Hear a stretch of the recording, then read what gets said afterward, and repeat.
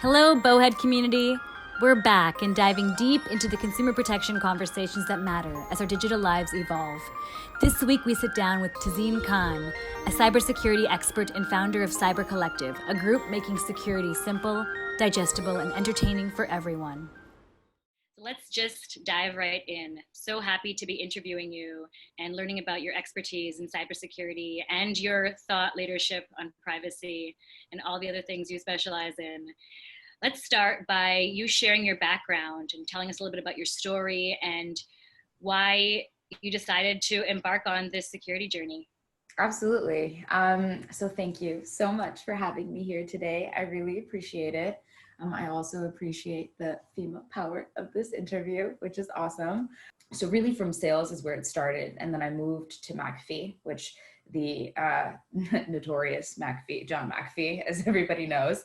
I was at McAfee and I did some sales and then moved more into this technical role because obviously if you're trying to sell something, you have to understand what you're selling. And so as I was learning about the different product sets and tools, I was like, wow, this is really, really, really, really cool. And I started to nerd out on it some more.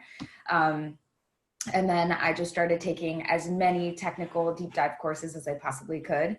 And then I got a consulting gig where I started to kind of focus into the different genres that I am now that I do work on, which is around third-party vendor risk, governance, risk and compliance, and a lot of framework alignment for my clients. So I'm more in the compliance space of security, but I'm working my way into the offensive work. I'm studying for my OSCP right now, which is a certification to be an ethical hacker, which is my dream, but it's a really hard certification. So it's going to take some time, but we're learning it.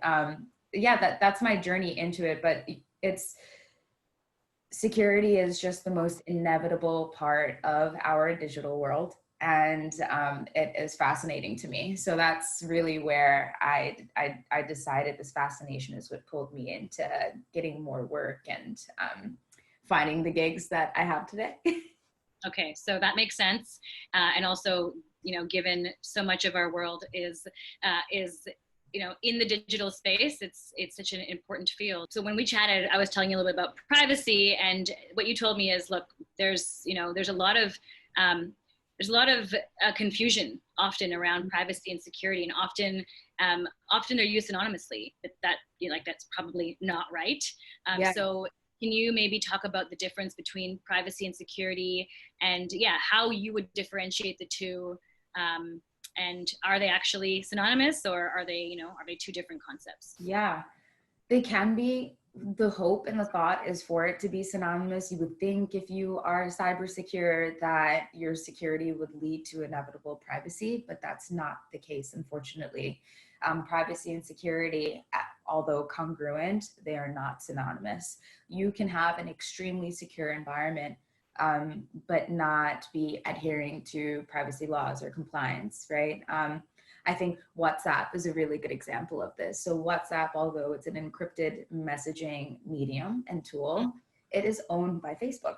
So yes, it's secure, but is it private? Because Facebook has access to all of our information, and because they distribute that information to their partners and sponsors and payers, it's not truly private. So a lot of times there are so many, I think cybersecurity professionals like myself and many of my peers and colleagues, we're still trying to figure out this privacy piece because, security at the end of the day, it is, like I said, the protection of the digital world, but really computer systems. That's where cybersecurity really started, the protection of a network infrastructure. So your firewalls, your switches, your routers, and making sure that there isn't any type of penetration into that physical perimeter. Now, with privacy, you can have the most secure infrastructure in the world, but if your organization is extremely public about their business, any transactions that they're doing, or just any type of information, if you're using video and social media as a tool for advertisement, right? How does that play into the role of privacy? So privacy carries so many various nuances that I think the world is still trying to figure out, because we're working a little backwards with privacy. We created this digital space where there is an influx of sharing, sometimes oversharing. A lot of information is available. And then all of a sudden, we started seeing the gaps and the breaches of our privacy, and people started saying like, whoa, whoa, whoa, this shouldn't be public information, or how did it get public? And so we're kind of like working backwards within the privacy realm. So yeah, not synonymous at all. Something that I think there are a lot of different organizations that are trying to make it synonymous. Thank you for sharing. Yeah. So the hope is that one day the two will overlap, and where there will be security, there will also be privacy. So you are an advocate for consumer awareness. Yes. What questions should we be asking ourselves as we enter this era of, increased demands on surveillance? When it comes to consumer awareness, something that I'm really trying to push for is just this mindfulness piece of like, hey, what am I connecting to? How is this tool or this application serving me? And what is really happening here beyond just what this medium is providing me upfront, right? So to ask the high level, like existential type questions, Mark Goodman is somebody that I follow, and he wrote a book called Future Crimes, and an amazing author. And he just poses these questions and this kind of like thought process of, these tools are free. Why are they free? Is anything really free in this world, right? And if you are receiving something that's free, you should start asking why, because there is some sort of quid pro quo that within that transaction that you're a part of that you're probably not aware of, right? And that awareness is just now coming into play in the States, at least with CCPA and various privacy laws that are coming out for consumer data control. So I think that's really important, just becoming mindful of the things that we're clicking, what we are signing up for, and just asking some questions before you just accept certain terms and conditions. If you're logging a survey, surveys are really big, right? So surveys are so interesting from like the perspective of like anthropology, sociology, just forensics and data aggregation, all of these different types of research, right, and studies that are done through surveys. We're so quick to give information and overshare. We're in this like world of oversharing. And so just understanding, where is it going? Why are they asking me these questions? And what's going to happen with this information? Yeah. And a lot of times we can figure that out just by looking at the different terms and conditions on a website, looking at a privacy policy. You can almost immediately see that, yes, that information will be distributed, probably sold without unbeknownst to you. But really, if you just, that mindfulness element, if you think about truly what's happening, you can be more cognizant in how you decide to leverage what I call like convenience tools, right? Convenience clicking is something, I should coin that, but but just, accepting terms because you want something delivered right away. It is really interesting. And I think that because of some really public scenarios, like with Cambridge Analytica, and in the healthcare space, 23andMe, I think, I'm not sure if you heard about with 23andMe, but they were collecting genetic information from their customers for years and years, and people weren't reading the fine print. And in the fine print, it was it was very clear that they could use that information and sell it to researchers. And on one hand, it was in the fine print. On the other hand, consumers aren't really empowered to read the fine print. And so, the hope is that newer companies will start to make that information very clear up front and just be transparent. And if they're, if they are going to be selling a user's data, just tell them straight up, hey, we would like to sell your data. Do you consent to this? Maybe they'll say no, maybe they'll say yes. But I think transparency plays a big role in, in the future of this space, and just being, empowering consumers to make decisions, and then letting them decide whether they want to share the data or not. So, and then also gives me, makes me think about this other thought around, like, how much power do consumers have in general? Like, do we really have power? We have more power than we allow ourselves to believe. I think there are just so many beautiful, almost radical things that the consumers have pushed our legislation to do at times, right? When we truly need it.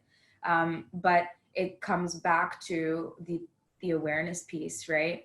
And it also dives into like the socioeconomic divide, the divide of information and how it reaches marginalized communities. And when you consider, for example, I'll use my family as an example. I'm from Bangladesh. I'm an immigrant. My children will be first generation. I am married to a third generation Swedish man. His family, they have a different socioeconomic standard than what I grew up with, right? And so if you consider how they might look at information or click something, or, try to understand how their information will be affected, right? That element of power, right? They are empowered because they are more aware, they are more educated, right? Versus my immigrant family, although maybe just as empowered from an emotional intelligence perspective, may not be empowered, like tangibly empowered, because they don't understand all of the terminology on the terms and conditions on a page, right? Which is a disadvantage. And just like 23andMe as an example, or Ancestry.com, who do you think was trying to figure out where they're from, right? Like, it's true. Black and brown people, because they were taken from their place of origin and brought somewhere else, and they want to know where they're from. And they sold the narrative of connectivity and family and care without saying, hey, we're selling and distributing your data. So I think that, these are things that are sensitive things to talk about. And at times we don't necessarily have the space. So thank you for creating a space to, have this type of a conversation. Well, we're very lucky to have you on Team Cybersecurity. And also thank you for bringing that to my attention with 23andMe, because it's not something I actually properly thought about. And, just thinking about science in general, and how so much of the data is skewed because, it's based on the subjects. A lot of the subjects, were not people of color. And so I'm sure there was, some a sincere motive behind the idea of trying to collect data from people of color. But again, there's another way to do that. And, with our company, what we're doing is we understand that data needs to be more diverse. And so our approach has been, just being very clear and saying, like, talking to pharma and saying, look, we can help you get access to more diverse data sets, but we're going to do so in a very trustworthy manner. We're going to find the people, and we're going to ask them if they consent to filling out surveys and sharing data. And we're also going to incentivize them. We're going to offer them a financial reward for doing so. Amazing.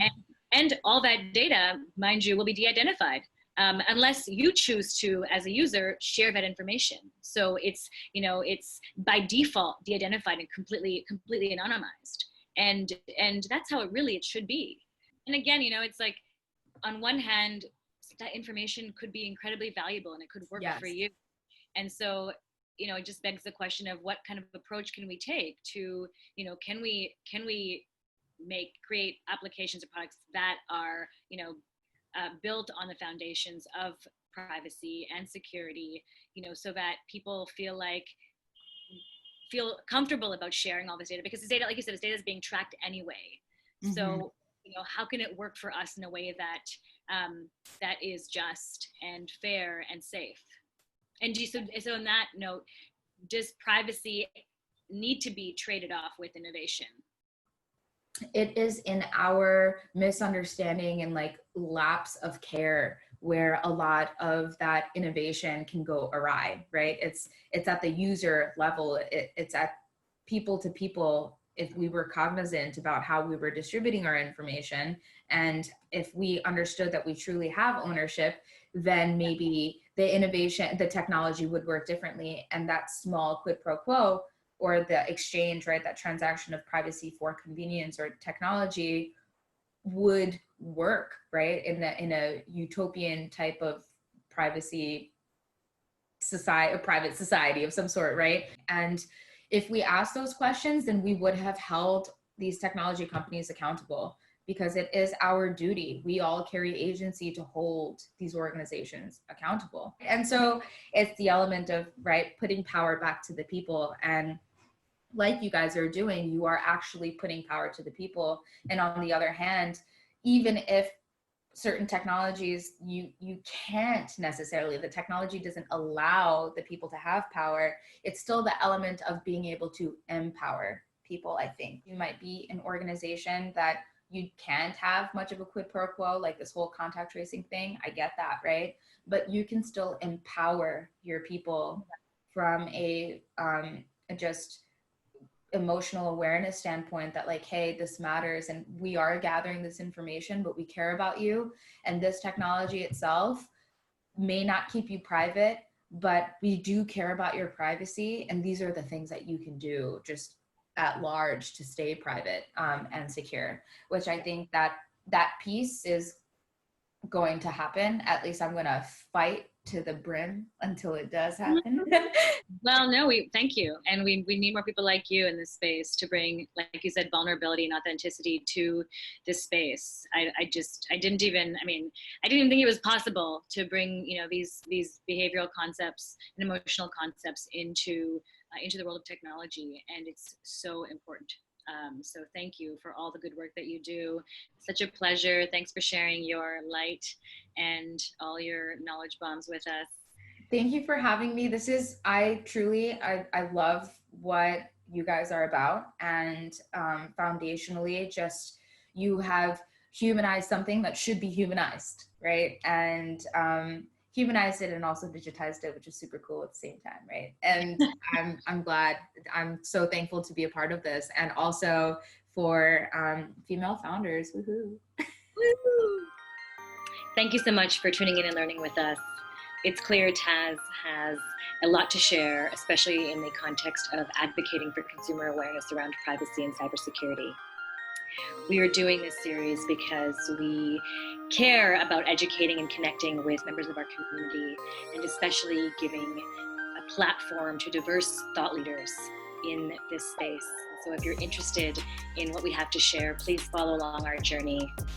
Thank you.